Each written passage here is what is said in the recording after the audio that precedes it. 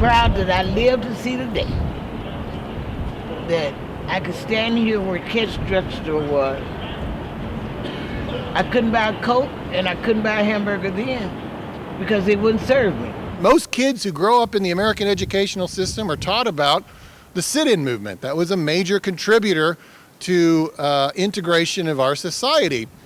And it really started in Oklahoma City. All the times that we had to get spit on, kicked, talked about, ridiculed, and abused was not in vain. I can certainly, with great pride and excitement, announce that today, after that much effort, that in the years ahead, we now have a design and a plan for a permanent commemoration of the sit-in movement and Clara Luper and her sit-inners that will stand for all time in the heart of our city as a commemoration of their great work.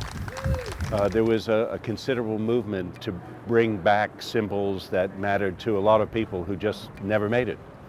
And we began to notice that, and we started doing sculptures of people who we never made sculptures of before. Studio Ice, the studio that I founded 46 years ago, follows history's coattails.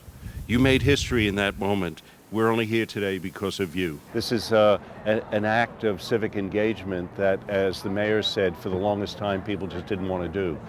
But it is happening now, and that's a very encouraging thing. I'm so glad that we came down that night and sat down at Katz Drug Store, because when we sat down, young people all across this nation start standing up.